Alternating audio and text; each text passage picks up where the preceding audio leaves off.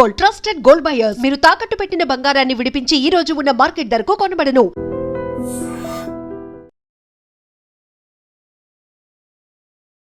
మార్చి 31 అమిత్ షా గారు పెట్టిన గడువు దగ్గర పడుతుంది.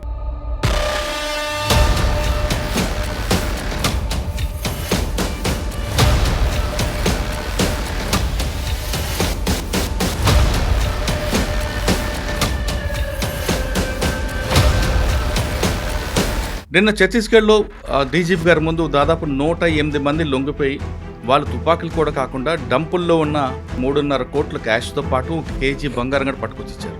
మీరు 100 రూపాయలు ఖర్చు చేస్తే 60 రూపాయలు పట్టుకున్నారు. 60 రూపాయల బంగారం కానీ తుపాకీ కానీ మిగతా తీసుకొచ్చారు. మిగతా ఎక్కడ వెళ్ళి నక్సల్ మూమెంట్ 31 మార్చ్కి అమిత్ షా గారు క్లోజ్ చేస్తారు. అండ్ దాని తర్వాత ఏంటి? నక్సలైట్ మూమెంట్ అనేది ఒక అర్బన్ మూమెంట్గా మారిపోతుంది. పెద్ద పెద్ద లీడర్ని మాఫీ ఇచ్చేసి వాళ్ళని మీరు డబ్బులు ఇచ్చేసి మీరు తీసుకున్న తర్వాత మీ వీళ్ళకి ఎందుకు లేదు? పోలీసు వాళ్ళని చంపిన నక్సలైట్స్కి ఆ కుటుంబాలకు మీ ఏం జవాబు చెప్తారు? 77 మంది సిఆర్పిఎఫ్ జవాన్లు చంపిన ఆ రోజు ఛత్తీస్గఢ్లో ఆ నక్సలైట్స్ ఇప్పుడు లొంగిపోయారు చాలామంది. 77 మంది సిఆర్పిఎఫ్ చంపిన నేతలు కూడా ఉన్నారు ఇప్పుడు సరెండర్ అయిన చాలామంది. ఎందుకంటే ఇన్ని రోజులు వాళ్ళు జైల్లో ఉంటారు. మళ్ళీ ఇంకొక సెకండరీ మూమెంట్ స్టార్ట్ అయ్యింది. 90% పేదోళ్ళు, వాళ్ళకు అమ్మాయిలకు పెళ్లి చేయాల్సి వస్తుంది. ఇదొక ట్రస్ట్ కింద పెట్టుకొని ఈ బంగారం అంతా అట్టప్పాడిలో ఇప్పుడు కూడా ట్రైబల్ హ్యామ్లెట్స్లో ఫుడ్ లేకుండా చనిపోతున్నారు సార్. తిండి లేకుండా చనిపోతున్నారు. 300 కోట్లు 400 కోట్లు ఆ ఏరియాకి ఒక్కటే కేటాయించారు కేరళ గవర్నమెంట్. ఆ డబ్బులు ఎక్కడ పోతున్నారు? Welcome to I dream. మార్చి 31 అమిత్ షా గారు పెట్టిన గడువు దగ్గర పడుతుంది. ఇప్పటికే అడవిలో ఉన్న అజ్ఞాతులు ఉన్న అన్నలందరూ ఒక్కొక్కరుగా వస్తున్నారు. కొంతమంది అయితే తుపాకులతో పాటు నోట్ల కట్టలు బంగారం కూడా పట్టుకొస్తున్నారు. నిన్న ఛత్తీస్గఢ్లో డీజీపీ గారి ముందు దాదాపు 108 మంది లొంగిపోయి వాళ్ళు తుపాకులు కూడా కాకుండా డంపుల్లో ఉన్న 3.5 కోట్ల క్యాష్తో పాటు 1 కేజీ బంగారం కూడా పట్టుకొచ్చిచ్చారు. అంటే ఇప్పటికే ఇంకా డంపుల్లో చాలా క్యాష్ ఉంది, ఇంకా ఆయుధాలు ఉన్నాయని పోలీసులు నమ్ముతున్నారు. ఇప్పుడు లొంగిపోయిన వాళ్ళందరినీ కూడా ఎంక్వైరీ చేయడం, వాళ్ళ ద్వారా డంపుల దగ్గరకు వెళ్ళడం, అక్కడ డంపుల్లో దాగున్న నగలు కానీ నగదు కానీ తీసుకురాడే పనిలో సిఆర్పిఎఫ్ అధికారులు, మిగతా రాష్ట్ర పోలీసులు ఉన్నారు. ఇకవైపు తెలంగాణ తీసుకుంటే తెలంగాణలో కూడా ఇటీవల చాలామంది సెంట్రల్ కమిటీ మెంబర్లు దొరికిపోయారు. వాళ్ళు ఇచ్చిన సమాచారం మేరకు కూడా మరికొన్ని ప్రాంతాల్లో డంపుల కోసం తెలంగాణ పోలీసులు అదేవిధంగా సిఆర్పిఎఫ్ కలిపి జాయింట్ ఆపరేషన్ చేస్తున్నారు. ఇక ఏఓబిలో committee member Chelluru Narayanarao alias Suresh ఆయన ఒక్కరే మిగిలారు. ఆయన కూడా ఏపీ పోలీసు అదుపులో ఉన్నట్లుగా సమాచారం అందుతుంది. కానీ ఇంతవరకు ఏపీ పోలీసులు దాన్ని కన్ఫర్మ్ చేయట్లేదు. మిగిలింది ఎంతమంది? వాళ్ళు వచ్చిన తర్వాత రాష్ట్రం దేశంలో సమస్య ఆగిపోతుందా? నక్సల్స్ మూమెంట్ సమస్య ఆగుతుందా? లేదు మరొక రూపంలో వస్తుందా అనే విషయం మనం మాట్లాడడానికి ప్రముఖ విశ్లేషకులు సురేష్ కొచ్చేటి గారు ఉన్నారు. ఆయన అడిగి మావోయిజం పోయిన తర్వాత ఇంకేజం వస్తుందనే విషయాన్ని సార్ని అడిగి తెలుస్తుంది. సార్ నమస్తే అండి. నమస్తే. మార్చి 31 దగ్గర పడుతుంది. దాదాపు దండకార్యం అంతా ఖాళీ అయిపోతుంది. కానీ అక్కడక్కడ కొంతమంది కనిపిస్తున్నారు. తెలంగాణ పోలీసులు చెప్తున్నట్లుగా తెలంగాణకు సంబంధించిన 7 ఉన్నారు. ఏఓబిలో సురేష్ అలియాస్ చెల్లూరు నారాయణరావు ఉన్నారు. అక్కడక్కడ తర్వాత పాపారావు లాంటి వాళ్ళు జార్ఖండ్ ఇలా కొంతమంది కనిపిస్తున్నారు. ముఖ్యంగా చెప్పాలంటే నక్సల్స్ పితామహుడు ముప్పాల లక్ష్మణరావు గారు అలియాస్ గణపతి గారు ఉన్నారు. ఆయన దేశం విడిచి ఉన్నారు అంటున్నారు. ఆయన కూడా తెచ్చే పనిలో ఉన్నామని చెప్తున్నారు. అంటే శత్రు శాసనం లేకుండా ఉండాలనేది వాళ్ళ అభిప్రాయం కనిపిస్తుంది. అంతవరకు బాగానే ఉంది. ఒకవేళ ముప్పాల గణపతిరావు గారు కానీ మిగతా అంతా ఖాళీ అయిపోయిన తర్వాత ఈ మూమెంట్ ఎటువైపు తిరిగే అవకాశం కదా? అంటే నక్సల్స్ మూమెంట్ ఏ విధంగా ముందుకు వెళ్తుంది? లేదు నక్సల్స్ మూమెంట్ ఆగిపోయిన తర్వాత దేశంలో మరో ఉద్యమం వచ్చే అవకాశం ఉందా లేదా? అసలు వీళ్ళందరూ రావడానికి వచ్చిన తర్వాత కేంద్ర ప్రభుత్వం ఏ విధంగా వాళ్ళని ఆదుకుంటుంది? వీళ్ళందరూ వస్తున్నారు బాగానే ఉంది. కానీ వీళ్ళు చెప్తే కొంతమంది పనులు చేశారు, లేదా వీళ్ళకి అన్నం పెట్టిన ఉంటారు, వాళ్ళందరూ ఇప్పటికీ జైల్లో ఉన్నారు. వాళ్ళ పరిస్థితి ఏంటి? ఇది కరెక్టే గారు. మీరు అడిగిన ప్రశ్నకి మన నక్సల్ మూమెంట్ స్టార్ట్ ఎందుకు మొదలైందని మనం అక్కడి నుంచి విచారించాల్సి నాకు గుర్తుంది. ఇప్పుడు కూడా ఉస్మానియాలో చదువుకుంటున్న టైంలో దీనికన్నా ముందు కూడా చెప్పాను, పీడిఎస్యు కానీ ఆర్ఎస్యు ఆ టైంలో రిక్రూట్మెంట్ వాళ్ళ వైపు నుంచే ఉంటుండే. ఐదర్ ఉస్మానియా లేకుంటే కాకతీయ అటువైపు నుంచి. మనకు తెలిసింది ఆ టైంలో కూడా ఉమ్మడి ఆంధ్రప్రదేశ్ అప్పుడున్న తెలంగాణ వైపు నుంచే చాలామంది నక్సలైట్ లీడర్లు పైకి వచ్చారు. వాళ్ళే ఆల్మోస్ట్ ఒక 2010 దాకా వాళ్ళ లీడర్షిప్లోనే నక్సలైట్ మూవ్మెంట్ నడిచింది. దాని తర్వాత కొంతమంది జార్ఖండ్ నుంచి, కొంతమంది ఛత్తీస్గఢ్ నుంచి కూడా దళం కమాండర్స్, దాని తర్వాత కొంచెం సెంట్రల్ కమిటీ మెంబర్స్ అయ్యారు. ఇప్పుడు జరుగుతున్న దానికి అమిత్ షా గారు ఒక డెడ్ లైన్ పెట్టారు, మార్చి 31 అని.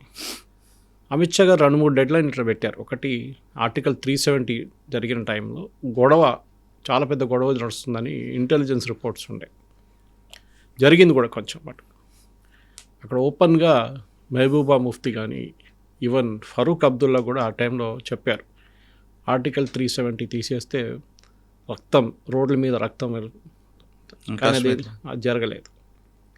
అది ఎందుకంటే ఒక డిసిషన్ తీసుకున్నారు ఆ టైంలో, ఏదైనా కానీ మేము దీన్ని అడ్డుకుంటామని.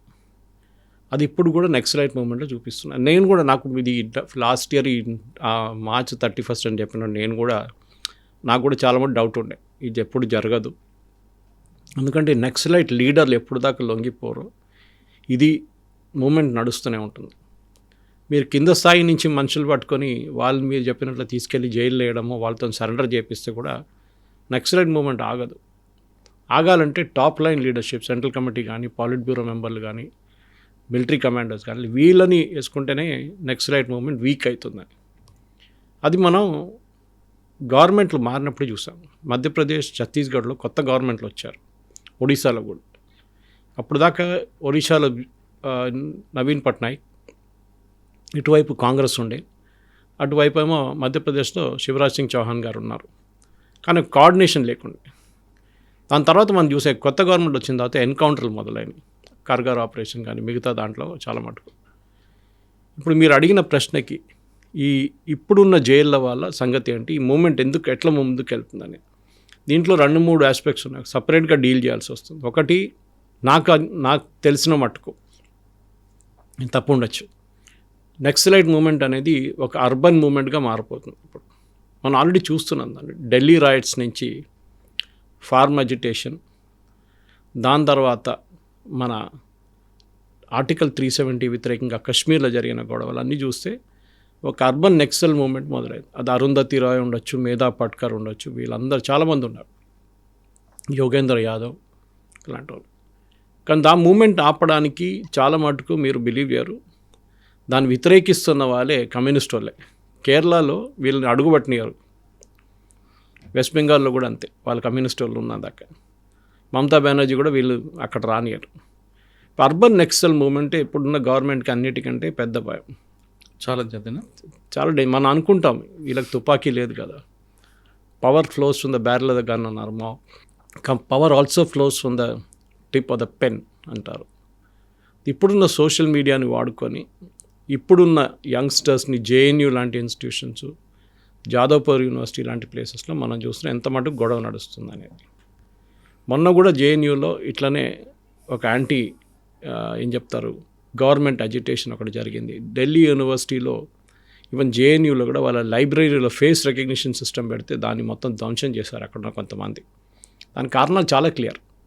మీరు ఒకసారి ఫేస్ రికగ్నిషన్ పెడితే ఏ పోలీసు వాడికైనా మీ ఇన్ఫర్మేషన్ వచ్చేస్తుంది, ఎవడో వెళ్తున్నాడు ఎవడొస్తున్నాడు అనేది. అక్కడ ఉన్న స్టూడెంట్సో బయట నుంచి ఉన్నారు. అదే టైంలో మీరు అప్పుడు తమిళనాడులో స్టెర్లైట్ కాపర్ ప్లాంట్ వ్యతిరేకంగా నడిచిన అజిటేషన్లో చాలా క్లియర్గా ఇప్పుడు డీటెయిల్స్ కూడా బయటకు వస్తున్నాయి. దాన్ని నడిపించింది అంతా ఒక ఎన్జిఓ. ఆ ఎన్జిఓకి బ్యాకింగ్ బయట నుంచి వస్తుంది. నేను చెప్పిన రీజన్ ఇప్పుడు మీకు అర్థమవుతుంది. కనెక్ట్ ద డాట్స్ అంటారు ఇంగ్లీష్లో. ఈ అడవిలో ఉన్న నెక్సల్ సరెండర్ అయిపోతున్నారు, లీడర్షిప్ కూడా సరెండర్ అయిపోయారు. వాళ్ళకి రీహాబిలిటేషన్ ప్లాన్లు పెట్టి వాళ్ళకి సెంట్రల్ గవర్నమెంట్ పాలసీ ప్రకారం, స్టేట్ గవర్నమెంట్ పాలసీ ప్రకారం వాళ్ళ మీద రివార్డ్ అని ఎత్తివేసి వాళ్ళకి డబ్బులు ఇవ్వడం మొదలు. కొంతమందికి 25 లక్షలు, కొంతమందికి 50 లక్షలు, కొంతమంది ₹1 కోటి ఇస్తున్నారు. వాళ్ళకి ఇల్లు అన్నీ మిగతా సౌకర్యాలన్నీ కల్పిస్తున్నారు. కానీ మీరు అడిగిన ప్రశ్నకి వీళ్ళతో పాటు ఆ టైంలో వీళ్ళకి అన్నం పెట్టిన దానికని, వీళ్ళ కోసం ల్యాండ్ మైళ్ళ కోసం తవ్విన రోడ్ల కోసం కొంతమందికి చాలామంది జైలు వేశారు. వాళ్ళ సంగతి ఏంటి? గవర్నమెంట్కి ఒక పాలసీ రావాల్సి వస్తుంది. ఎందుకంటే మీరు పెద్ద పెద్ద లీడర్ని మాఫీ ఇచ్చేసి వాళ్ళని మీరు డబ్బులు ఇచ్చేసి మీరు తీసుకున్న తర్వాత వీళ్ళకి ఎందుకు లేదు? వీళ్ళ సంగతి ఎవరు అడగట్లేదండి. వీళ్ళ గురించి కాలిన్ గన్జాల్విస్ కానీ, దుష్యంత్ దావే కానీ, మేనకా గురుస్వామి కానీ వీళ్ళెవరు సుప్రీంకోర్టుకి వెళ్ళి వీళ్ళ గురించి ఎందుకు కేసు ఆర్గ్యూ చేయట్లేదు? ఎందుకంటే they are not high value targets, low value targets, disposable cadres. వీళ్ళే కదా ప్రొటెక్ట్ చేశారు వీళ్ళందరినీ. ఒక దళం కమాండర్ నుంచి మీరు పాలిట్ బ్యూరో మెంబర్ దాకా మీకున్న outer ring security, inner ring security మీరే చెప్తుంటారు. 2 కిలోమీటర్ల గ్యాప్ ఉంటుంది. వీళ్ళందరూ అదే చేశారు. వాళ్ళకి ఏముండే, జీవితంలో ఏం లేకుండే. యాక్చువల్లీ రూరల్ ఏరియా నుంచి బ్రెయిన్ వాష్ చేసి తీసుకొచ్చారు వీళ్ళందరినీ. ఇప్పుడున్న దాని ప్రకారం, నా అంచనా ప్రకారం వీళ్ళని గవర్నమెంట్ స్ట్రిక్ట్గా ఆఫ్కోర్స్ కండిషన్స్తో రిలీజ్ చేయాల్సి వస్తుంది. వీళ్ళు ఎక్కడైనా వెళ్ళి తుపాకీ పట్టుకుంటారో అది ఇంకో కండిషన్ ఉంటుంది. ఇదే టైంలో మురళి గారు మీరు చూసుంటారు, నిన్న ఒక న్యూస్ వచ్చింది నార్త్ ఈస్ట్ నుంచి. నార్త్ ఈస్ట్లో ఇదే ప్రాబ్లం నడుస్తుంది ఇప్పుడు కూడా. ట్యాక్స్లు కలెక్ట్ చేస్తారు కాంట్రాక్టర్స్ దగ్గర నుంచి. అప్పుడు మీకు గుర్తొస్తుంది ఇక్కడ కూడా అదే జరుగుతుండే ముందని. మైనింగ్ కాంట్రాక్టర్స్ దగ్గర డబ్బులు తీసుకుంటారు. నార్త్ ఈస్ట్లో నిన్న ఒక ఏరియాలో పెద్ద గొడవ జరిగింది నాగాల్యాండ్లో. దాని తర్వాత అక్కడ ఉన్న గవర్నమెంట్ దాన్ని ఒక రోడ్ వేయడం ఉండే, అది నడుస్తున్నప్పుడు బ్యాన్ చేశారు. ఇటువైపు కుకీ ఏరియాస్లో కుకీ మూమెంట్ యుఎస్ గవర్నమెంట్కి లేఖ రాశారు నిన్న. గవర్నమెంట్ ఆఫ్ ఇండియా ఇట్లా చేస్తున్నారు, మా మీద అత్యాచారాలు చేస్తున్నారు. ఎందుకంటే కుకీస్ ఆర్ క్రిస్టియన్స్. మయన్మార్ వైపు నుంచి వచ్చినారు వీళ్ళందరూ. మనకు తెలిసింది అక్కడ మీటీస్ కుకీస్ కూడా. సో మీరు మొత్తం నక్సలైట్ మూమెంట్ అయిపోయిందంటే లేదు. ఒకవైపు డిఫరెంట్ ఒక అజిటేషన్ నార్త్ ఈస్ట్లో నడుస్తుంది. దాన్ని మీరు చెప్పొచ్చు అది ఎన్నో సంవత్సరాల నుంచి నడుస్తుంది. మీజో నేషనల్ ఫ్రంట్, పద్మనాభ గారు ఇక్కడ, నేను ఆయన ఇంటర్వ్యూ కూడా చేశాను ఒక సంవత్సరం ముందు దీని గురించి, ఆ ఇష్యూ అర్థం చేసుకోవడానికి. ఆయన 5 ప్రధానమంత్రుల కింద పనిచేశారు ఆయన. సో నాగా మూమెంట్ని, మీజో నేషనల్ ఫ్రంట్ మూమెంట్ అంతా అరికట్టినప్పుడు గవర్నమెంట్కి చిన్న చిన్న అజిటేషన్స్, ఇంక్లూడింగ్ అస్సాంలో ఉన్న బరువా ఇంకా మిస్సింగ్ ఉన్నారు ఆయన.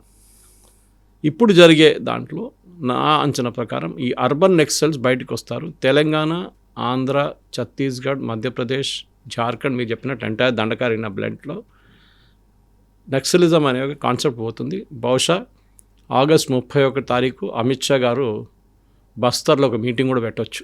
I won't be surprised that ఇది జరిగింది. ముఖ్యమంత్రులను అందరిని పిలిపించుకొని, ఫడ్నవీస్ గారు మధ్యప్రదేశ్ ముఖ్యమంత్రి, ఛత్తీస్గఢ్ ముఖ్యమంత్రి, ఒరిస్సా ముఖ్యమంత్రి అందరిని పిలిపించుకొని మీటింగ్ పెడతారు. That we have finished our objective. కానీ ఇప్పుడు కూడా నేను చెప్తున్నాను మురళి గారు, నేను వచ్చేది కేరళ నుంచి. చాలామంది నా దగ్గర అడుగుతారు, first elected communist government in the world EMS Namboodiripad, Kerala నుంచి. అటువైపు నక్సల్ బారి అనే విలేజ్ నుంచి మొదలైన ఈ నక్సల్ మూమెంట్, అప్పుడు కాను సానియాలు వీళ్ళందరూ, వెస్ట్ బెంగాల్, చారు మజుందార్ వీళ్ళందరూ పెద్ద పెద్ద దిగ్గజులు, ఇంటలెక్చువల్స్. అక్కడి నుంచి వెస్ట్ బెంగాల్ నుంచి మొదలైంది. అక్కడ ఇప్పుడు నక్సలిజం లేదే, అది ఎప్పుడు కాదు, ఒక 20-30 సంవత్సరాల నుంచి నక్సలిజం లేదు. కేరళలో అసలు లేదు. కొన్ని పార్ట్స్లో అట్టప్పాడి ట్రైబల్ బెల్ట్, తమిళనాడు వైపు నుంచి వచ్చే ట్రైబల్ బెల్ట్ ఒకటి ఉంది, అక్కడ కొంచెం నక్సలిజం ఉంది. అది కూడా వాళ్ళు 2-3 ఉండే వాళ్ళు ఫినిష్ చేశారు. వాళ్ళ దగ్గర మనలాగానే మన గ్రే హౌండ్స్ లాగా అక్కడ థండర్ బోల్ట్స్ అని చెప్పింది వాళ్ళ దగ్గర, వాళ్ళు యూజ్ చేసి ఫినిష్ చేసేసారు. మీకు తెలిసింది అక్కడ కూడా చాలామంది ఆంధ్రప్రదేశ్ కాడర్ నుంచి ఉన్న పోలీస్ ఆఫీసర్స్, ఇంక్లూడింగ్ ఇప్పుడున్న డీజీపీ కూడా is from Telangana, Telugu speaking states. ఒక లా అండ్ ఆర్డర్ ప్రాబ్లం కాకుండా ఒక డెవలప్మెంట్ ప్రాబ్లంగా చూసుకోవడం అనేది చాలా ఇంపార్టెంట్. ఈ సొల్యూషన్ దాంట్లోనే ఉంది. ఎందుకంటే నేను నిన్న మీద ఒక ప్రశ్న అడిగాను, వీళ్ళ పోలీసు వాళ్ళని చంపిన ఈ నక్సలైట్స్కి ఆ కుటుంబాలకు మీరు ఏం జవాబు చెప్తారు? 77 మంది సిఆర్పిఎఫ్ జవాన్లు చంపిన ఆ రోజు ఛత్తీస్గఢ్లో ఆ నక్సలైట్స్ ఇప్పుడు లొంగిపోయారు చాలామంది. మీరు వాళ్ళ మీద కేసు ఎత్తేస్తే ఆ ఫ్యామిలీస్కి ఏం జవాబు ఇస్తారు మీరు? అంటే మీరు ఒక క్రిమినల్ని రివార్డ్ చేసినట్లు ఉంటుంది. ఒక టెర్రరిస్ట్కి ఒక రివార్డ్ ఇచ్చారు, మీరు క్యాష్ రివార్డ్ ఇస్తున్నారు. వాళ్ళ లైఫ్ సెంటెన్స్ కూడా మొత్తం. అంటే నక్సల్స్ అన్న వాళ్ళు క్రిమినల్ కాదు, టెర్రరిస్టులు కాదు, వాళ్ళు ఐడియాలజీ ప్రకారం ఉండి సొసైటీలో ఉన్న ఇష్యూస్ కోసం ఫైట్ చేస్తున్నారు కాబట్టి వాళ్ళ క్రిమినల్తో కానీ టెర్రరిస్ట్తో కానీ పోల్చకూడదు అనేది. కానీ ఒక జీవితం, మీరు ఒక మనిషి జీవితం తీసుకున్న తర్వాత, చంపిన తర్వాత ఫిలాసఫీ అంతే ఉంటుంది పక్కన. కానీ వాళ్ళు చెప్పే వెర్షన్ ఏంటంటే ఇది రాజ్యంతో యుద్ధం కాబట్టి యుద్ధంలో భాగంగా మా వైపు ప్రాణ నష్టం ఉంటుంది, వాళ్ళ వైపు ఉంటుంది, వాళ్ళ మీద వ్యక్తిగతంగా మా కోపం ఉండదు, యుద్ధంలో భాగంగా జరుగుతుందని వాళ్ళు అంటారు, సమర్థించుకుంటున్నారు. కరెక్ట్. ఇప్పుడు వాళ్ళకి తెలుసు పోలీసు వాళ్ళ చేతిలో దొరికితే ఎన్కౌంటర్ అయిపోతుంది. మనందరూ తెలుసు ఎన్కౌంటర్ అనేది it's always fake. Most of time 90% ఫేకే ఉంటుంది, 10% జెన్యున్ ఉండొచ్చు. కానీ మీరు చెప్పినట్ల మన ఇక్కడ ఒక అమ్మాయిని రేప్ చేసి చంపారు, దివ్య, మీకు గుర్తుంటుంది. వాళ్ళు నక్సలైట్స్ కాదు, కానీ వాళ్ళ దగ్గర ఒక లా అండ్ ఆర్డర్ ఇష్యూ కాదు, అది మోర్ ఆఫ్ అన్ ఎమోషనల్ ఇష్యూగా మారిపోయింది. అంటే ఒక అమ్మాయిని రేప్ చేసి చంపేశారని మళ్ళీ వీళ్ళు తీసుకొచ్చి మీరు కోర్టు తీసుకెళ్ళి ఎవిడెన్స్ తీసుకురావడం అంటే ఇంపాసిబుల్. నక్సలైట్స్ కూడా అంతే సార్. సో వాళ్ళని ఎన్కౌంటర్ చేశారు. నక్సలైట్స్ కూడా మీరు ఒక బ్లాస్ట్ జరిగిన తర్వాత 10 మందిని పట్టుకొస్తే అది కోర్టుకు వచ్చేదాకా 20 సంవత్సరాల తర్వాత విట్నెస్ మారిపోతారు, విట్నెస్ హాస్టైల్ అయిపోతారు, కేసు పడిపోతుంది కంప్లీట్గా. సో ఏంటంటే అన్నిటికంటే బెస్ట్ సొల్యూషన్ ఎన్కౌంటర్ చేశాడు. ఇది ఎప్పటి నుంచి నడుస్తుంది మీ కెరియర్లో మీరు చూసుంటారు ఇది. సార్ ఇప్పుడు జైల్లో ఉన్న వాళ్ళ కోసం బయటకు వచ్చిన వాళ్ళు పోరాటం చేయాలా, లేదా ఇంకొక స్వచ్ఛంద సంస్థలు పోరాటం చేయాలా, ప్రభుత్వం కిందకి దిగి వచ్చి వాళ్ళ కేసులు మాఫీ చేసి బయటకు తీసుకురావాలా? దీన్ని బట్టి ఇప్పుడు చంపిన వాళ్ళు పెద్ద పెద్ద నేతలు బయట ఉన్నారు. మీరు చెప్పినట్లు ఒక పాలసీ ప్రకారం సరెండర్ చేయించారు. Okay, no problem. పేదోళ్ళు కూడా అంతే కదా సార్. మీరు చెప్పినట్ల వాళ్ళు చేసిన తప్పులు అనుకున్నాం. అది ఎవరో పోలీసు వాళ్ళని చంపినారని చెప్పి ఆయన జైలు వేస్తే ఇంకో మాట. లేదు వాళ్ళ కోసం ఒక కొరియర్గా పనిచేశారు, దానికోసం జైలు వేసామంటే ఇంకో మాట. వాళ్ళ కోసం ప్రజాసభలు పెట్టారని చెప్పి వాళ్ళని జైలు వేశారంటే అది ఇంకోటి. ఆ లెవెల్లో జరిగిన క్రైమ్ కన్నా చాలా తక్కువ ఇది. సో డెఫినెట్గా గవర్నమెంట్ ఒక పాలసీ తీసుకొచ్చి మీ పెద్ద నేతల్ని మేము మాఫీ చేసినప్పుడు మిమ్మల్ని కూడా మాఫీ చేస్తున్నాం, but subject to the severity of crime అదొకటి ఉంటుంది. కానీ 77 మంది సిఆర్పిఎఫ్లు చంపిన నేతలు కూడా ఉన్నారు ఇప్పుడు సరెండర్ అయిన వాళ్ళు చాలామంది. సో వాళ్ళని మీరేం చేయట్లేదే. సో వాళ్ళని కూడా ఇడవచ్చు. I think as a matter of policy డెఫినెట్గా మీరు చెప్పిన దానికి ఎస్, వీళ్ళని ఎవరు వెళ్ళి డిఫెండ్ చేయక్కర్లేదు. ఒక పాలసీగా గవర్నమెంట్ స్వచ్ఛంద సంస్థలు అక్కర్లేదు, ఎవరు అక్కర్లేదు. గవర్నమెంట్ ఒక పాలసీ పెట్టి as was done for senior leaders వీళ్ళకు కూడా అదే మాఫీ, దానికి కావాలంటే కొత్త చట్టమో కొత్త ఆర్డినెన్సో కొత్త గెజెటో ఏదైనా చేపించేసి చేయాల్సి వస్తుంది. చేస్తే బాగుంటుంది. ఎందుకంటే దీనికి ఒక సొల్యూషన్, అది ఫైనల్ సొల్యూషన్ అది.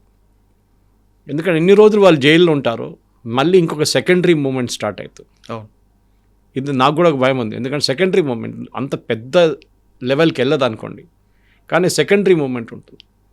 ఒక పోలీస్ ఇన్ఫార్మర్గా ఎవరినైనా చంపినా కానీ అట్లాంటి జరిగిన పరిస్థితుల్లో ఎస్, ఒక సివియరిటీ ఆఫ్ క్రైమ్ చూసి ఐ థింక్ 90 నుంచి 95% మందిని జైలు నుంచి బయటికి తీసుకురావచ్చు. మురళి గారు సార్, ఇప్పుడు సరెండర్ అయిన వచ్చిన ఇన్ఫర్మేషన్ ప్రకారం డంపుల్లో చూస్తుంటే కోట్లాది రూపాయల నగదు, కోట్ల కేజీలు కూడా బంగారం దొరుకుతుంది. అంటే వాళ్ళు కలెక్ట్ చేసిందంతా కూడా పార్టీ ఫండ్కే తప్ప వ్యక్తిగతం కాదన్న విషయం చాలామందికి తెలుస్తుంది. కానీ ఇవన్నీ చూసిన తర్వాత కింద వాళ్ళకి ఏమనిపిస్తుంది, ప్రజలకి ఏమనిపిస్తుంది అంటే మరి నక్సల్దార్ ఇంత డబ్బు ఉందా అనుకుంటారు, ఇంతవరకు ఆయుధాలు ఉన్నాయి అనుకున్నారు వాళ్ళు.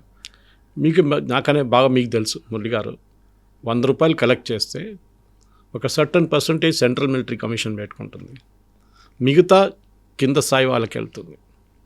ఆయుధాలు కొనేది ఇంకొక టీము, ఐఈడి కొనలేడు ఇంకో టీము, దాని తర్వాత యూనిఫామ్లు మిగతా దానికి ఇంకోటి, ఆపరేషనల్ ఎక్స్పెన్సెస్ ఇంకోటి. మీరు 80% లేకుంటే 70%, 60% డబ్బులు ఇప్పుడు పట్టుకుంటున్నారు డంపుల నుంచి. కొంతమంది 20 నుంచి 25% దేశ బయటకు కూడా తీసుకెళ్లారు. దానికి ప్రూఫ్ కూడా ఉంది. అది ఎట్లా తీసుకొస్తారు? అది ఎవరి దగ్గర ఉంది? దీనికి ఆడిట్ లేదు, ఏం లేదు. మీరు 100 రూపాయలు ఖర్చు చేస్తే 60 రూపాయలు పట్టుకున్నారు, 60 రూపాయల బంగారం కానీ తుపాకీ కానీ మిగతా తీసుకొచ్చారు, మిగతా ఎక్కడ వెళ్ళింది? ఇది ప్రశ్నకు వస్తుంది. అప్పుడు గణపతి లాంటి వాళ్ళు పిక్చర్లు వస్తారు. ఎందుకంటే వీళ్ళు ఎవరైనా కానీ ఒక లైఫ్ స్టైల్ అంటే అంత లగ్జూరియస్ లైఫ్ స్టైల్ కానీ ఒక లైఫ్ స్టైల్ లీడ్ చేయాలంటే వీళ్ళకి డబ్బులు కావాల్సి. లైఫ్ స్టైల్ కూడా పెద్దగా ఉండదండి. సంవత్సరానికి 3 జతల బట్టలు ఇస్తారు, నెలకు 3 సబ్బులు, ఒక షాంపూ ప్యాకెట్, ఒక కొబ్బరి నూనె ఇస్తారు అంతే. నేను టాప్ లీడర్షిప్ గురించి చెప్తున్నాను. Top leadership. వీళ్ళు మిడ్ లెవెల్ కాడరు, బాటమ్ లెవెల్ కాదు. వాళ్ళు కూడా అంత పెద్ద లగ్జరీగా ఉంటారు. వాళ్ళు ఉండేది మైదాన ప్రాంతాలు ఉంటారు. కొన్ని అలిగేషన్స్ ఉండే, మీకు గుర్తుంటుంది. వీళ్ళ ఫ్యామిలీ మెంబర్స్ని చూడండి, వాళ్ళు ఎంత బాగా వాళ్ళు నడిపించుకుంటారు. కొంతమంది జెన్యున్గా కష్టపడ్డారు వాళ్ళ పిల్లల్ని చదివించడం అంతా, కానీ ఎక్కడో అలిగేషన్స్ ఉండే, మిస్యూజ్ ఆఫ్ మనీ. ఎస్పెషలీ మీకు గుర్తుంటుంది మైనింగ్ ఏరియాస్, ఒడిశాల వైపు ఉన్న మైనింగ్ ఏరియాస్ నుంచి అప్పుడు వేదాంత ప్రాజెక్ట్ని ఆపడానికి చాలా మటుకు అది మేధా పట్కర్ కూడా ఉండే అక్కడ ఆ టైంలో. వీళ్ళందరూ కలిసి ఆ ప్రాజెక్ట్ని మొత్తం ఆపేశారు, వాళ్ళు వెళ్ళిపోయారు అక్కడి నుంచి. ఇట్లానే చాలామంది, ఈవెన్ బీహార్ వైపు కూడా కోల్ మాఫియా ఒకటి ఉంది అక్కడ, జార్ఖండ్ వైపు కూడా ఉంది. వీళ్ళందరి దగ్గర డబ్బులు తీసుకున్నారు. ఇప్పుడు ఎన్కౌంటర్ జరిగినప్పుడు ఏమన్నారంటే కొంతమంది ఎన్కౌంటర్ చనిపోయిన నేతలకే తెలుసు డంపులు ఎక్కడ ఉందని. అంటే వాళ్ళు అడగలేం కాబట్టి వాళ్ళ మీద వేస్తారు. ఇప్పుడు ఎక్కడ అన్ని డంప్ నుంచి మొత్తం డబ్బులు బయటకు వచ్చాయంటే ఎవరికి తెలియదు. ఈవెన్ ఒక హ్యూమన్ టెండెన్సీ మీకు తెలుసు, ఒక 100 కిలో బంగారం కనిపిస్తాయి మీరు తీసుకొస్తే. I'm just giving an example. ఆ పోలీస్ ఆఫీసర్ కానీ ఆ నక్సలైట్ కానీ ఇద్దరు ఒక అగ్రిమెంట్కి వచ్చేసారు, రే నువ్వు 1 కిలో తీసుకో, నేను 10 కిలోలు తీసుకుంటాను, మనం సీజ్ చేసిన 90 కిలోలు అని చెప్దామని చెప్పి. ఒక హ్యూమన్ టెండెన్సీ ఉంటుంది, అది కూడా జరగవచ్చు. సో మనం ఇక్కడ ఏం జరగాలంటే డంప్స్, ఎస్ వీళ్ళొక ఒక మూమెంట్ నడిపించాలంట. అది మీరు వియట్నాంలో జరిగిన అమెరికా వ్యతిరేకంగా జరిగిన గెరిలా వార్ఫేర్ కానీ అట్లాంటి చిన్న చిన్న చాలా మటుకు ఈవెన్ తాలిబాన్ నడిపేయడానికి ఆఫ్ఘనిస్తాన్లో ఉన్న పాపీ కల్టివేషన్తో వచ్చే డబ్బులు కూడా చాలా మటుకు మిస్యూజ్ అవుతుంది. జెన్యున్గా 60% వాడుకుంటారు, 40% పోతుంది. And I'm still believe in it strongly.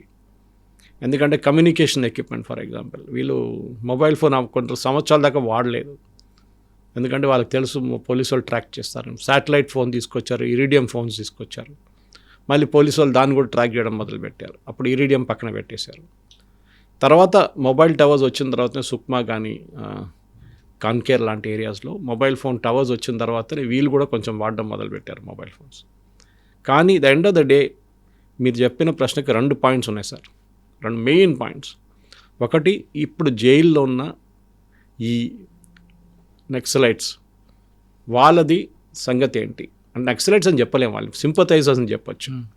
వాళ్ళని ఫ్రీగా ఇవ్వాల్సిందే, depending on unless hard core crime, murder, rape ఏదైనా జరిగిందంటే అది ఇంకో సపరేట్. రెండవది, ఈ బంగారం పట్టుకున్న బంగారం పాలసీ ఏంటి, పట్టుకున్న డంప్ నుంచి వచ్చే డబ్బులు పాలసీ ఏంటి. మిగతా ఆయుధాలన్నీ పక్కన పెట్టండి, అది పోలీసు వాళ్ళు ఉపయోగించుకుంటారు, వాళ్ళు యూజ్ చేసుకుంటారు కావాలంటే. కానీ ఈ డబ్బులు వచ్చిన దానికి నేను అనుకుంటాను, నా అంచనా ప్రకారం అది గవర్నమెంట్ ఖజానాలు పడితే అది ఎక్కడో పోతుంది, ఎవడికో శాలరీగా లేకుంటే పెన్షన్గా లేకుంటే ఏదో ఫ్రీబీగా పోతుంది. అది దానికి వీళ్ళ కోసం ఇల్లు కట్టడానికి గవర్నమెంట్ ఏదో డబ్బులు ఖర్చు పెడుతున్నారంట, దానికి వాడుకోవచ్చా? నాకు ఒక ప్రశ్న ఉంది, మీరే ఆన్సర్ చేయాలి, ఎందుకంటే మీరు ఈ ఫీల్డ్లో చాలా పనిచేశారు. దాన్ని వాడుకోవచ్చా అని కాదు, కానీ వీళ్ళు ప్రజల డబ్బులే తీసుకున్నారు కాబట్టి ఆ డబ్బుల్ని మళ్ళీ ఆదివాసుల కోసం ఖర్చు పెడితే డెవలప్మెంట్ చేస్తే ఇంక బెటర్ అనిపిస్తుంది. కానీ దానికి ఒక సిస్టమ్ ఉండాలి కదా సార్. గవర్నమెంట్ అంటే పెద్దగా బావి, ఆ సిస్టంలో పెట్టి దీనికి ఒక అకౌంటబుల్ చూసి వాళ్ళు ఎక్కడైతే డబ్బులు తీసుకొచ్చారో ఆ డబ్బులతోని ఆదివాసుల డెవలప్మెంట్ కార్యక్రమం చేపడితే ఫస్ట్ అని నా వ్యక్తిగత అభిప్రాయం. నల్లమల నుంచి సార్ మీకు తెలుసు, నల్లమల నుంచి నక్సలిజం ఎందుకు పోయింది సార్ చెప్పండి నాకు.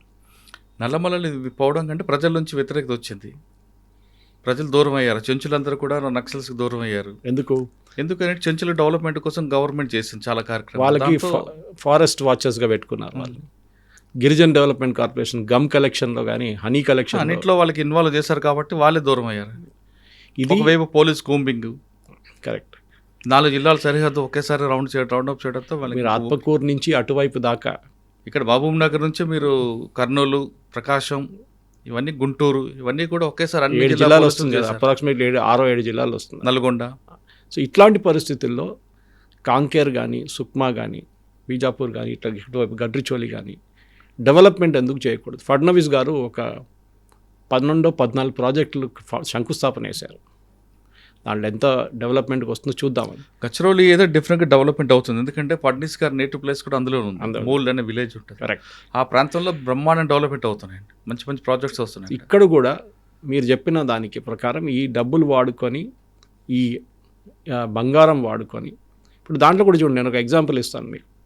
దీంట్లో చాలామంది పేదోళ్ళు ఉంటారు, చాలామంది కాదు 90% పేదోళ్ళు ఉంటారు, వాళ్ళకు అమ్మాయిలకు పెళ్లి చేయాల్సి వస్తుంది. ఇదొక ట్రస్ట్ కింద పెట్టుకొని ఈ బంగారం అంతా ఈ పిల్లల వెడ్డింగ్ కూడా యూజ్ చేసుకోవచ్చు, చాలా మటుకు పెళ్ళికి యూజ్ చేసుకోవచ్చు. కానీ దానికి ఒక ఇండిపెండెంట్, అకౌంటబుల్, చాలా ఆనెస్ట్, క్రెడిబుల్ ఉన్న ఇంక్లూడింగ్ జ్యుడిషియల్ ఆఫీసర్స్, రిటైర్డ్ ఆఫీసర్ని పెడితే బాగుంటుంది అని నా అంచనా. కానీ ఇది whole problem boils down to simple. ఇదంతా అయిపోయిన తర్వాత బంగారం పక్కన పెట్టండి, ఆయుధాలు పక్కన పెట్టండి, సరెండర్ పక్కన పెట్టండి, మీరు నక్సల్ లీడర్స్ని హైటెక్ సిటీ తిప్పుతున్నారు, వాళ్ళు చూస్తున్నారు డెవలప్మెంట్ అంటే ఏంటి అంటే, మా ఊర్లో ఉన్న పిల్లలకి ఇప్పుడు ఉద్యోగం వస్తుంది, వాళ్ళు ఇప్పుడు నక్సల్ మూమెంట్లో ఒక 20 సంవత్సరాల తర్వాత, ఇప్పుడు 10 సంవత్సరాల తర్వాత 20 సంవత్సరాల తర్వాత ఈ నక్సల్ మూమెంట్లో జరిగిన తప్పుల గురించి ఒక వైట్ పేపర్ ఉంటుందా లేదా, అదొక మెయిన్ క్వశ్చన్. ఎందుకు జరిగింది? ఎందుకంటే మనమైతే 70s నుంచి మోడల్ స్కూల్లో చదివాను నేను ఉస్మానియా, ఆ టైంలో చూశాను అక్కడి నుంచి. తర్వాత Osmania the bedrock for it. కానీ ఆ డెవలప్మెంట్ మీదే అదంతా నడిచింది. దానికోసం కేరళ అండ్ వెస్ట్ బెంగాల్ ఎగ్జాంపుల్ ఇచ్చాను మీకు. ఎస్, నక్సల్ మూమెంట్ 31st మార్చ్కి అమిత్ షా గారు క్లోజ్ చేస్తారు. కానీ దాని తర్వాత ఏంటి? సార్ మార్చ్ 31st అవ్వసరికి గణపతి గారు కానీ మిగతా వాళ్ళు కానీ బయట రాకపోతే క్లోజ్ అవుతుందా? దీన్ని కంటిన్యూ ఎక్స్టెన్షన్ చేసుకుంటారు? అది ఎక్స్టెన్షన్ చేయరు, అంటే వాళ్ళు డిక్లేర్ చేసేస్తారు అయిపోయింది. దే ఆర్ కనిపించట్లేదు, వాళ్ళు వస్తే సరెండర్ తీసుకుంటారు అంతే. కానీ మ్యాక్సిమం మీకు తెలిసిందే, వీళ్ళ ఫుట్ సోల్జర్స్ సరెండర్ చేస్తున్నారు, bottom of the pyramid surrender చేస్తున్నారు. ముందు ఆక్సిజన్ కట్ చేశారు, ఆటోమేటిక్ బయటకు రావాలి. టాప్ లీడర్షిప్ అంతా సరెండర్ అయినప్పుడు మిడ్ లెవెల్ బాటమ్ లెవెల్కి వాళ్ళకి మోటివేషన్ ఉండొచ్చు సార్, వాళ్ళు గైడ్ చేయడానికి ఎవరు లేరు. అవును, మిలిటరీ కమిషన్ లేదు, ఆర్గనైజేషన్ చేయడానికి ఉంటారు కదా, మైండ్లు తయారు చేసేటోడు లేడు, అందరు లొంగిపోయారు కదా. దీని తర్వాత వీళ్ళని పార్టీకి 3 ఉంటాయండి, మావోయిస్ట్ పార్టీకి. 1 పార్టీ, 2 మిలిటరీ, 3 ఫ్రంట్ ఆర్గనైజేషన్. ఈ 3 దెబ్బ కొట్టిన తర్వాత ఇంక పార్టీ ఉంటుంది, 2 పోయి. మిలిటరీ ఆల్రెడీ కొలాప్స్ అయింది, అదే ఫ్రంట్ ఆర్గనైజేషన్ పూర్తిగా లేదు. ఆర్గనైజేషన్ ఎన్టీ రామారావు గారి టైం నుంచే ఆల్మోస్ట్ వైప్ అవుట్ అయిపోయారు. ఇంకా మీకు పార్టీకి ఎక్కడ మీకు ఆక్సిజన్ వస్తుంది? రాదు కదా. అది that is what I'm saying. అది ఇంకోటి ఆక్సిజన్ ఉంది సార్, ఒకటి డెవలప్మెంట్. దాంట్లో నేను అంటాను, ఇప్పుడు కూడా అంటున్నాను, డెవలప్మెంట్, ల్యాక్ ఆఫ్ డెవలప్మెంట్ జరగలేదని చెప్పేసి నక్సలైట్ మూమెంట్ చాలా మటుకు, ఎస్పెషలీ ఈ దండకారణ్య బెల్ట్ నుంచి నల్లమల దాకా వచ్చే ఆ బెల్ట్లో కంప్లీట్గా డెవలప్మెంట్ జరగలేదు. అది మన తప్పు ఉంది, మనదంటే గవర్నమెంట్ తప్పు ఉంది 100% కాదు. మీరు ఆ రోజు డెవలప్మెంట్ జరిపితే దానికోసం చూడండి, ఎప్పుడైనా వీళ్ళు రోడ్ ఓపెనింగ్ పార్టీస్ని టార్గెట్ చేస్తారు. ఎందుకు? వీళ్ళకి రోడ్లు వద్దు. ఒకసారి నక్సలైట్స్కి ఒకసారి రోడ్ వచ్చేస్తే that's a first sign of development. మనం చూసాం సుక్మాలో 72 సంవత్సరాల్లో 73 సంవత్సరాల తర్వాత ఫస్ట్ టైం ఒక బస్సు వచ్చిందంట. ఆలోచించండి, బస్సు చూడలేదు అక్కడ ఉన్న ప్రజలు. బస్సు అంటే కరెంట్ కూడా చూడండి, అది టెలివిజన్ సెట్స్ లేదు, స్కూల్ లేవు, basic health primary health centres లేవు. ఇది ఇంకా ఇప్పుడు కూడా చేయకపోతే సార్, ఇప్పుడు కూడా నేను చెప్తాను, మీరు ఎంత మాట చెప్పినా కేరళ గురించి మీరు మంచి అంటారు, నేను కూడా అంగీకరిస్తాను. అట్టప్పాడిలో ఇప్పుడు కూడా ట్రైబల్ హ్యామ్లెట్స్లో ఫుడ్ లేకుండా చనిపోతున్నారు సార్, తిండి లేకుండా చనిపోతున్నారు. ఇప్పుడు కూడా 300 కోట్లు 400 కోట్లు ఆ ఏరియాకి ఒక్కటే కేటాయించారు కేరళ గవర్నమెంట్. ఆ డబ్బులు ఎక్కడ పోతుంది? ఇదే ప్రాబ్లం. సో అక్కడ నెక్సలైట్ మూమెంట్ స్టార్ట్ అయితే ఐ వోంట్ బి సర్ప్రైజ్డ్. ఎందుకంటే మీరు బీహార్ గురించి మాట్లాడితే ఏమనంటే బీహారీల గురించి చెప్తారు, ఛత్తీస్గఢ్లో పావర్టీ గురించి చెప్తారు. ఇక్కడ ఎందుకు జరగట్లేదు? అట్టపాడిలో ఇప్పుడు కూడా పిల్లల మ్యాల్ న్యూట్రిషన్ డెత్ చాలా ఎక్కువ సార్. ఇన్ఫెంట్ మార్టాలిటీ హైయెస్ట్ ఆ ఏరియాలో. కేరళలో అన్నిటికంటే తక్కువ. కేరళలో అసలు పావర్టీ లేదని ప్రకటించుకుంటారు కదా సీఎం. ఇదంతా అదే నేను కూడా చెప్తాను సార్. మీరు ఫిగర్స్ తీయాలంటే స్టాటిస్టిక్స్ ఏమని చేసుకోవచ్చు, కానీ నేను ఒక ఎగ్జాంపుల్ ఇస్తున్నాను మీకు. ఎందుకంటే ఇక్కడున్న ప్రేక్షకులు తెలియదు అట్టపాడి ఎక్కడ ఉందని వాళ్ళు ఒక మ్యాప్ తీస్తే కూడా అది చెప్పలేరు వాళ్ళు, ఏ ట్రైబల్ హ్యామ్లెట్ ఎక్కడ ఉందనేది. మీకు గుర్తుంటుంది ఒక ఫేమస్ కేసు, మధు అని ఒక ట్రైబల్ అబ్బాయిని కొంచెం మెంటలీ ఛాలెంజ్డ్ ఉన్నారు, ఏదో షాప్ నుంచి కొన్ని బియ్యం ఏదో పట్టుకెళ్ళాడని చెప్పి దొంగతనంగా వాడిని పట్టి కొట్టి చంపేశారు. అక్కడున్న ప్రజలే చేశారు అది. అంటే మీరు అప్రిషియేట్ చేయట్లేదు. సింపతి ఒకటి, తుపాకీ తీసుకున్న ఇంకోటి. I think the entire thing boils down to development. ఇప్పుడు చాలా పెద్ద మంచి ఆపర్చునిటీ గవర్నమెంట్కి ఉంది. ఈ ఏరియాస్లో ఎక్కడెక్కడ నక్సల్ మూమెంట్స్ ఉండే ముందు అక్కడ కూడా మీరు ఇప్పటి నుంచి దానికొని చూడండి సార్. పొద్దున మీరు వెళ్ళి ప్యారడైజ్ దగ్గర నిలబడండి, కంకేర్ నుంచి ఒక బస్సు వస్తుంది, ఒకటి కాదు ఇప్పుడు 3 బస్సులు వస్తున్నాయి. మొత్తం వీలే వస్తారు, ట్రైబల్స్ వస్తారు. వితిన్ 30 నిమిషాల్లో ఒక్కరు కూడా కనిపించారు అక్కడ. వాళ్ళ కోసం ఆటోలు రెడీ ఉంటాయి, వాళ్ళని ఏదో కన్స్ట్రక్షన్ సైట్కి తీసుకెళ్ళిపోతారు. రిటర్న్ ఆఫ్టర్నూన్ టైం సుచిత్ర దగ్గర నుంచి ఆ బస్సులు మొదలైతే మళ్ళీ రిటర్న్ వెళ్ళేటోళ్ళు. అంటే వాళ్ళకి డెవలప్మెంట్ కోసం, వాళ్ళ డబ్బుల కోసం సిటీకి వస్తున్నారు. నేను చెప్పాను మీకు, నా పెళ్లి జరిగినప్పుడు 91లో మా ఊర్లో 15 kilometres from Trichur town in Kerala. ఆ టైంలో 30 ఫ్యామిలీస్ ఉన్నారు ఏలూరు నుంచి 91లో. అప్పుడు అడిగాను, బాబు నువ్వు ఇక్కడ ఎందుకు వచ్చారా, మీరెందుకు ఇక్కడికి వచ్చారంటే, సార్ ఆ టైంలో వాళ్ళ ఊర్లో 200 రూపాయలు పర్ డే వర్క్కి, మా దగ్గర 500 ఇస్తున్నాయి. ఇప్పుడు 1300 1400 అన్స్కిల్డ్ లేబర్. అక్కడ వచ్చింది సార్ ప్రాబ్లం. మీరు డెవలప్మెంట్ తీసుకొస్తే I think entire thing can be wiped out. ఇప్పుడు ఎప్పుడంటారు ఇంగ్లీష్లో ఒక సేయింగ్ ఉంది, hindsight is an advance. అంత అయిపోయిన తర్వాత మనం చెప్పడానికి చాలా బాగుంటుంది అడ్వైస్. ఐ థింక్ ఇప్పుడైనా ఒక ఆపర్చునిటీ వచ్చింది. మీరు చెప్పిన దాని ప్రకారం ఇంకా వీళ్ళు లొంగకపోతే కూడా గణపతి కానీ మిగతా వాళ్ళు, గణపతి పోయారనుకోండి కావాలంటే, లేదు ఈ somewhere there, let him stay where he's, as long as ఆయన రివైవ్ చేయకుండా చూసుకోవాలి మూమెంట్, అంతే. ఇప్పుడున్న వాళ్ళని మీరు చెప్పినట్లు ఆ లోవర్ లెవెల్ కార్డర్స్ లేకుంటే సింపథైజర్స్ ఎవరెవరు జైల్లో ఉన్నారో వాళ్ళని ఒక పాలసీ ప్రకారం బయటికి తీసుకొచ్చి వాళ్ళకు కూడా ఇల్లు ఇచ్చి వాళ్ళకి ఏదో ఒక చిన్న ఒక ఉపాధి కోసం ఏమైనా డబ్బులు ఇచ్చేసి వాళ్ళు చేసుకుంటే బాగుంటుంది. లేకుంటే వర్షన్ 2 రాకూడదు నక్సలిజం. అది నాది అభ్యర్థన అనమాట. టాప్ క్యాడర్లందరినీ సరెండర్ చేసిన తర్వాత సరెండరీ పాలసీ ప్రకారం వాళ్ళకి ఇవ్వాల్సింది ఇస్తున్నారు. అదేవిధంగా వాళ్ళు చెప్పితే చేసిన కింద స్థాయి వాళ్ళందరూ జైలులో మగ్గిపోతున్నారు కాబట్టి వాళ్ళని బయటికి తీసుకొచ్చి వాళ్ళకి పునరావాస కేంద్రం కల్పించాలంటున్నారు సురేష్ గారు. లేదంటే జైల్లో మగ్గిపోతున్నారు కూడా మరో సెకండ్ వెర్షన్కి వెళ్ళి అవకాశం ఉంది కాబట్టి వాళ్ళ వైపు కూడా ప్రభుత్వం సానుభూతికి వ్యవహరించి బయటికి తీసుకురావాలి, వాళ్ళకి ఒక ఏదో విధంగా వాళ్ళకు ఉపాధి కల్పించాలన్నది సురేష్ గారు అభ్యర్థన. కానీ దండకార్యం ఖాళీ అయిపోయింది సరికదా అని మన ప్రభుత్వం కూర్చోకుండా ఇప్పటికి కూడా అవకాశం ఉంది కాబట్టి, మంచి అవకాశం వచ్చింది కాబట్టి డెవలప్మెంట్ చేయాలి. వాళ్ళు అటువైపు చూడకుండా ఉండాలంటే ప్రభుత్వం కింద స్థాయికి వెళ్ళి వాళ్ళకి కావాల్సిన ఆదివాసీలకు కావాల్సిన అభివృద్ధి కార్యక్రమాలు చేపడితే ఖచ్చితంగా ఆదివాసీలు నక్సల్స్ వైపు తిరగరు అనేది సురేష్ గారి అభిప్రాయం.